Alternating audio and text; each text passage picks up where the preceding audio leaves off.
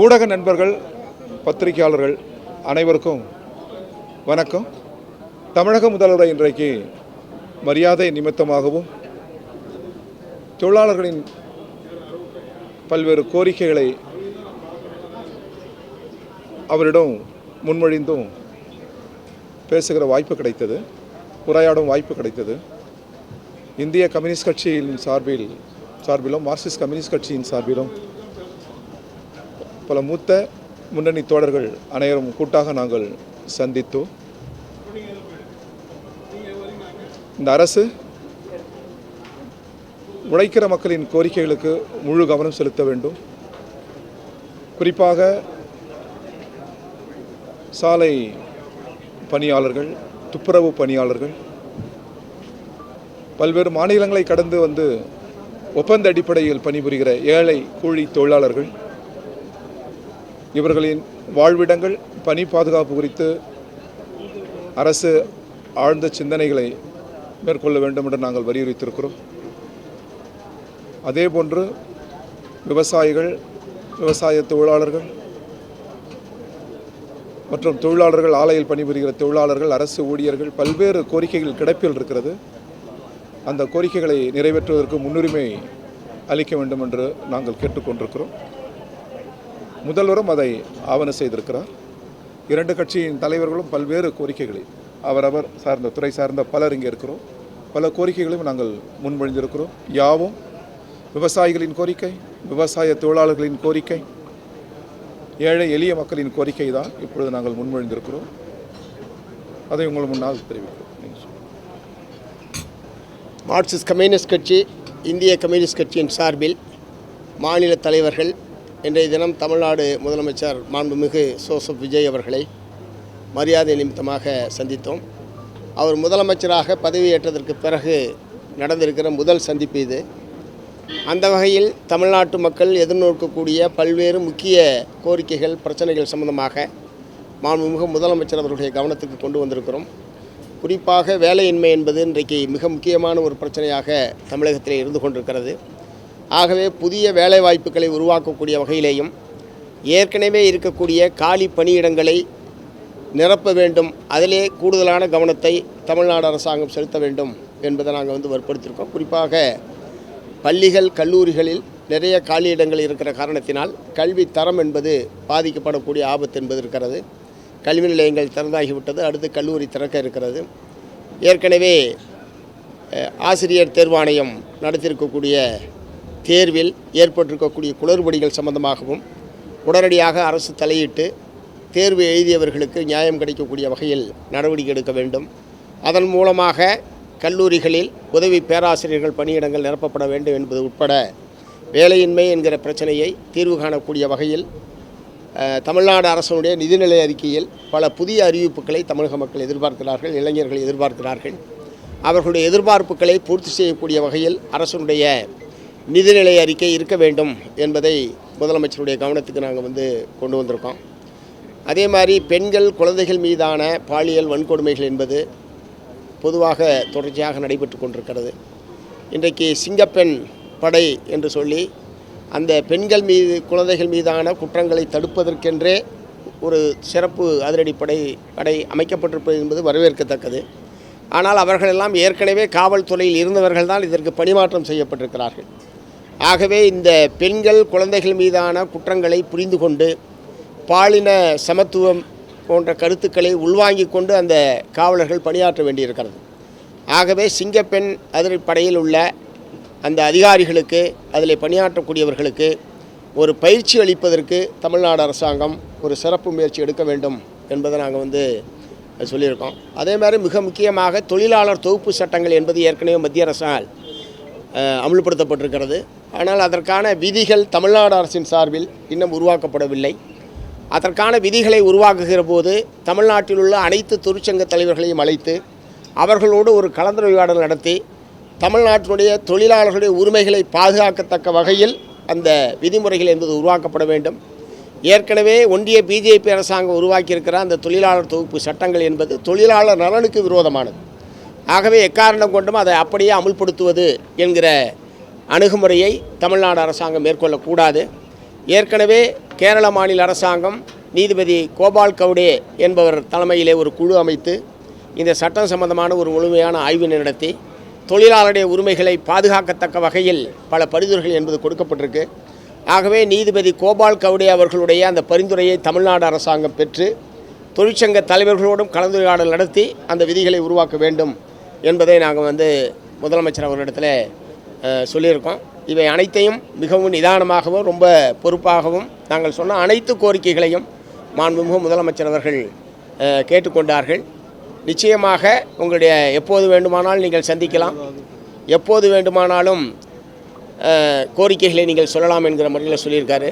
அதே மாதிரி காவிரி சம்பந்தமான பிரச்சனையில் முதல் தடவையாக தமிழக வரலாற்றில் ஒரு மாறுபட்ட கருத்துக்கள் பல்வேறு கட்சிகள் விவசாய சங்கங்களுக்கும் அரசுக்குமான ஒரு மாறுபட்ட கருத்து என்கிற ஒரு சூழல் என்பது இப்போதுதான் ஏற்பட்டிருக்கிறது. வேறு எத்தனை முரண்பாடுகள் மாறுபட்ட கருத்துக்கள் இருந்தாலும் காவிரி போன்ற பிரச்சனைகளில் ஒத்த கருத்தோடு தான் இதுவரை தமிழகம் இருந்திருக்கிறது. ஆகவே இந்த சூழல் என்பது நல்லதல்ல, தமிழ்நாட்டினுடைய நலனுக்கு நல்லதல்ல. ஆனால் தமிழ்நாடு சட்டமன்றத்தில் திடீரென்று ஒரு சட்டமன்றத்தில் தீர்மானம் கொண்டு வந்ததும் அதிலே மேகதாட்டு அணை சம்பந்தமாக புதிதாக ஒரு நடுவர்மன்றம் அமைக்க வேண்டும் என்று சொன்னதும் தமிழ்நாட்டிலே இருவேறு கருத்துக்கள் உருவாவதற்கான காரணமாக அமைந்துவிட்டது. ஆகவே வழக்கமாக இந்த மாதிரியான தீர்மானங்கள் வருவதற்கு முன்பாக அனைத்து கட்சி கூட்டத்தை நடத்தி ஒரு ஒருமித்த கருத்தை ஏற்படுத்தி அதன் அடிப்படையில் தமிழ்நாடு அரசு தன்னுடைய நிலையை வெளிப்படுத்துவது என்பதுதான் இதுவரைக்கும் வழக்கமாக இருந்திருக்கிறது. நடந்தவையாக இருக்கட்டும். இப்போது இப்படிப்பட்ட ஒரு மாறுபட்ட கருத்துக்கள் ஏற்பட்டுவிட்ட சூழ்நிலையில் ஒத்த கருத்தை உருவாக்குவதற்கு அனைத்து கட்சிகள் அனைத்து விவசாய சங்க பிரதிநிதிகளுடைய கூட்டத்தை தமிழ்நாடு அரசாங்கம் நடத்தி இது எந்த அடிப்படையில் அரசு அதை ஏற்றுக்கொண்டது அல்லது எந்த அடிப்படையில் அரசு அந்த முடிவுக்கு வந்தது என்பதை விளக்குவதன் மூலமாக ஒரு ஒருமித்த காவிரி சம்பந்தமான பிரச்சனையில் ஒருமித்த கருத்தை தமிழகத்தில் ஏற்படுத்துவது என்பது மிக மிக அவசியமான ஒன்று என்பதை நாங்கள் சொல்லியிருக்கிறோம். அதை அவர்கள் ஏற்றுக்கொண்டிருக்கிறார்கள். அநேகமாக விரைவில் அனைத்து கட்சி அனைத்து விவசாய சங்க கூட்டத்தை நடத்துவார்கள் என்று நாங்கள் எதிர்பார்க்கிறோம். அடுத்தடுத்து தமிழ்நாட்டு மக்கள் நலன் சார்ந்த பல்வேறு கோரிக்கைகள் சம்பந்தமாகவும் தொடர்ச்சியாக நாங்கள் முதலமைச்சரை சந்தித்து வற்புறுத்துவோம். அதே மாதிரி பட்ஜெட் சம்பந்தமாகவும் அநேகமாக இந்த மாத இறுதியில் நிதிநிலை அறிக்கை தாக்கல் செய்யப்படலாம் என்பதை சொல்லியிருக்கிறார்கள். அதற்கு முன்பாகவும் தமிழ்நாட்டுடைய மக்களுடைய முக்கியமான கோரிக்கைகள் சம்பந்தமாக நிச்சயமாக முதலமைச்சரை சந்தித்து நாங்கள் வற்புறுத்துவோம் என்பதை தெரிவித்துக் கொள்கிறோம். வாக்குறுதி கொடுத்தல நீங்கள் இவ்வளோ தூரம் சொல்லியிருக்கும்போது எல்லாரும் கேட்டுட்டாங்க கவனிச்சிங்கன்னு சொல்லியிருக்காரு இல்லைங்க. ஒரு குறிப்பிட்ட விஷயத்தை சொல்லியிருப்பார்ல, இதை நாங்கள் உடனே பண்ணுறோம் அப்படின்ட்டு. எந்த விஷயத்தை உடனே பண்ணுறோன்னு சொல்லியிருக்காரு? நாங்கள் இப்போ சொன்ன எல்லாமே முக்கியமான பிரச்சனை தான். நாங்கள் இன்னைக்கு முதல் சந்திப்பு என்கிற முறையில் மிக மிக முக்கியமான அவசியமான கோரிக்கைகளை மட்டும்தான் முதலமைச்சரிடத்தில் சொல்லியிருக்கோம். அதனால் இது எல்லாமே முக்கியமானதாக எங்களை பொறுத்த வரைக்கும் அவரும் எல்லாத்தையுமே கேட்டுக்கிட்டாரு. நிச்சயமாக செய்வார்கள் என்று நாங்கள் நம்புகிறோம். அதில் மிக முக்கியமானது கான்ட்ராக்ட் முறை இருக்குது. அது சுரண்டலுக்கு வழிவகுக்கிறது. எனவே அது ரத்து செய்யப்பட வேண்டும். அதில் கொஞ்சம் கேரள அரசு முன்னுதாரணமாக இருக்கிறது. அதை பின்பற்ற வேண்டும் என்று நாங்கள் வலியுறுத்தியிருக்கிறோம். மேலிருந்து கீழ் வரை கான்ட்ராக்ட் முறை தான். இது ஏழைகளை கூலி தொழிலாளர்களை சுரண்டுகிறது. இதற்கு முடிவு கட்டணும்னா அந்த கான்ட்ராக்ட் முறைக்கு முடிவு கட்டணும். நீண்ட காலமாக அந்த அடித்தளத்தில் வேலை பார்க்கிற ஏழை எளியவர்களை பணி நிரந்தரம் பண்ணணும். எல்லா துறைகளிலும் பணி நிரந்தரம் பண்ணணும். பல ஆண்டுகள் 20 ஆண்டுகள் 25 ஆண்டுகள் செயற்படுகிறார்கள் அல்லவா, அவர்களை அரசு பணி நிரந்தரம் செய்யணும். இது போன்ற கோரிக்கைகளுக்கு தான் நாங்கள் முன்னுரிமை தந்திருக்கிறோம். அதை ஆவணம் செய்வதாக நிறைவேற்றுவதாக வாக்குறுதி. இல்லை, இப்போ இந்த தூய்மை பணியாளரை மீண்டும் தனியார் மயம் ஒப்பந்தம் என்பதற்கான ஒரு அறிவிப்பை வெளியிட்டு நாங்கள் எல்லாம் வற்புறுத்தியதற்கு பிறகு அதை அரசு திரும்ப பெற்றிருக்கிறது. அதை நாங்கள் வரவேற்றிருக்கிறோம். அதையும் முதலமைச்சரிடத்தில் சொன்னால் அது ஒரு நல்ல மூவ். அதே மாதிரி மற்ற துறைகளில் இருக்கக்கூடிய ஒப்பந்த முறை என்பது முடிவுக்கு கொண்டு வரப்பட வேண்டும். குறிப்பாக தூய்மை பணியாளர்கள் அனைவரும் நிரந்தரம் செய்யப்படுவது என்பது ரொம்ப ரொம்ப அவசியமான ஒன்று என்பது நாங்கள் ஒப்பந்த முறை சொல்லும்போது ஒப்பந்த முறை ரத்து செய்யப்படும் சொல்லப்படுது. அதுக்கு நம்ம கூடுதலாக ஆட்கள் வேணும். ஏன்னா அப்போ தான் அதை கரெக்டாக, ஏன்னா ஏற்கனவே அவங்க தொடர்ந்து ஒப்பந்த முறையில் இருந்துகிட்டே வந்திருப்பாங்க. அதுக்கு கூடுதலாக அதுக்கு ஒரு தனியாக ஆளுங்களை போடும் பொழுது அவங்களுக்கும் பயிற்சி கொடுக்கணும். அதுக்கு ஏதாவது ஐடியா கொடுத்தீங்களா இந்த கேரளா மாதிரி? இல்லை, எல்லாத்துக்கும் ஐடியா கொடுக்கறதுக்காக கோரிக்கை இருக்கிறது. பணி நிரந்தரம் 20-25 ஆண்டு காலம் வேலை செய்கிற ஏழை கூலி தொழிலாளர்கள் அவர்களை பணி நிரந்தரம் செய்ய வேண்டும் என்பதற்கு எந்த பயிற்சியும் தேவையில்லை. தமிழக வெற்றிக் கழகத்தின் சார்பாக இன்று மாலை ஒரு தோழமை கட்சிகளுக்கான ஒரு ஆலோசனை கூட்டத்தை கலப்படுத்திருக்காங்க. அந்த கூட்டத்தில் பங்கேற்கீங்களா? என்ன நிலைப்பாடு? இந்திய கம்யூனிஸ்ட் கட்சியும் மார்க்சிஸ்ட் கம்யூனிஸ்ட் கட்சியும் பங்கேற்கவில்லை. நாங்கள் ஆட்சியில் அங்கம் வரவில்லை. தோழமை கட்சியாகவும் கூட்டணியில் நாங்கள் இல்லை. வெளியிலிருந்து ஜனநாயகத்திற்காக மக்கள் அதிகாரத்தை பாதுகாக்க வேண்டும், மக்கள் அதிகாரத்தை ஆளுநர் கடந்துவிடக்கூடாது என்கிற அரசியல் காரணங்களுக்காக இருவரும் வெளியிலிருந்து ஆதரவளிக்கிறோம். தோழமை கட்சிகளுக்கு ஒரு தேநீர் விருந்து என்கிற பொழுது அங்கே அந்த ஒரு நல் சூழல் ஏதும் கிடக்கூடாது. அந்த வகையில் அது அவர்களுக்கான தேநீர் விருந்து நடக்கட்டும். வாழ்த்துக்கள், மகிழ்ச்சி. இங்கே வெளியிலிருந்து நாங்கள் ஆதரவளிக்கிறோம். இன்னும் அந்த அமைச்சரவையில் இருக்கிறவங்க தோழமை கட்சியினர் கலந்து கொள்கிற அந்த சூழலில் வேறு எந்த அந்த சூழலை கெடுகிற எந்த காரணிகளும் வந்துவிடக்கூடாது என்பதற்காக தான் நாங்கள் இங்கே முதல்வர் வந்து நாங்கள் சந்திக்கிறோம். அந்த கலந்துக்கல, அதில் கலந்துக்கலாம்.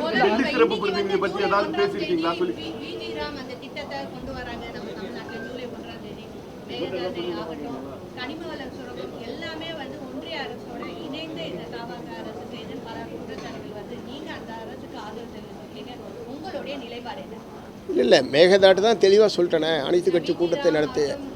இல்லை மகாத்மா காந்தி தேசிய ஊரக வேலை உறுதி சட்டத்தை ரத்து செய்தது ஒன்றிய பிஜேபி அரசாங்கம். அதற்கு பதிலாக விபிஜி ராம்ஜி என்கிற ஒரு புதிய திட்டத்தை அவர்கள் அறிவித்து இப்போ இன்றைய தினம் நாடு முழுவதும் ஜூலை 1ஆம் தேதியிலேருந்து அமலுக்கு வந்திருக்கு. தமிழ்நாட்டில் மட்டும் இல்லை, நாடு முழுவதும் அமலுக்கு வந்திருக்கிறது. அதற்கான விதிமுறைகள் என்பது உருவாக்கப்பட்டிருக்கிறது. மாண்புமிகு முதலமைச்சரோடத்தில் அது வந்து விரிவாக நாங்கள் பேசியிருக்கிறோம். ஏனென்றால் கிட்டத்தட்ட 40% நிதியை மாநில அரசாங்கம் கொடுக்க வேண்டும் என்பது அது இருக்கிற மிக முக்கியமான ஒரு பிரச்சனை. ஒருவேளை அந்த நிதி ஒதுக்கீடு செய்ய முடியவில்லை என்று சொன்னால் மத்திய அரசாங்கம் சொல்லியிருக்கிற மாதிரி வேலைவாய்ப்பு தருவது என்பது அந்த திட்டத்துக்கு உட்பட்டு கூட நடக்க முடியாமல் போய்விடும். ஆகவே அவற்றையெல்லாம் கவனத்தில் கொள்ள வேண்டும். வேலை உத்தரவாதம் என்பதற்கான அடிப்படையை தமிழ்நாடு அரசாங்கம் உருவாக்க வேண்டும் என்பதை நாங்கள் வந்து சொல்லியிருக்கோம். பட் எதுவாக இருந்தாலும் பட்ஜெட்டில் நிதி ஒதுக்கீடு வருகிற போது தான் அது எந்த அளவுக்கு அதை அவர்கள் நடைமுறை சாத்தியமாக்க போகிறார்கள் என்பதெல்லாம் பார்க்க வேண்டியிருக்கு. மாநில நீங்கள் கேட்டது ஒரு நிமிஷம்.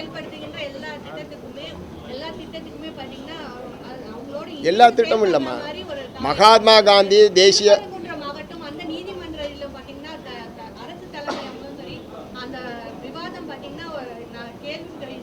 அதான் நாங்கள் தமிழக அரசுக்கு என்ன சொல்கிறேன்னா, எப்போவுமே செக்குலரிசத்தை பாதுகாத்து நிற்கணும். பன்முகத்தின் அடித்தளம் செக்குலரிசம், அதில் உறுதியாக நிற்கணும்.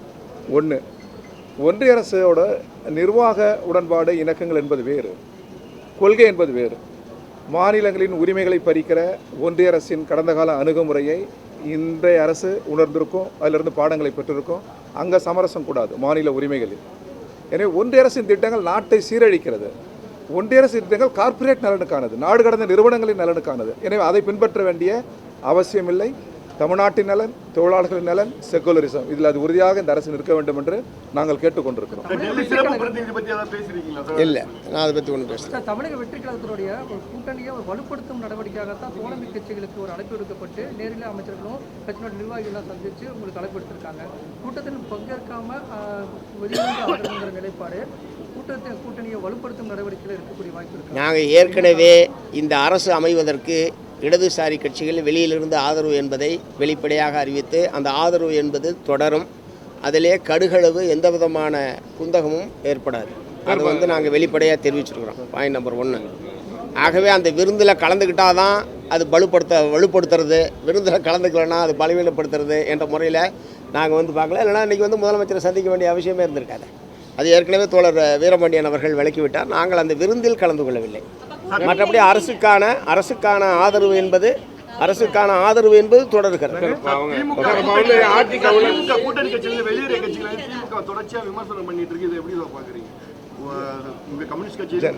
ஜனநாயகத்துக்கு நல்லது, அவ்வளவுதான். ஜனநாயகம் செழுமையடையும். விவாதம் நடத்துவது, விமர்சிப்பது இதெல்லாம் வந்து வழக்கமான ஒன்று தான். அது ஒன்றும் புதுசு கிடையாது.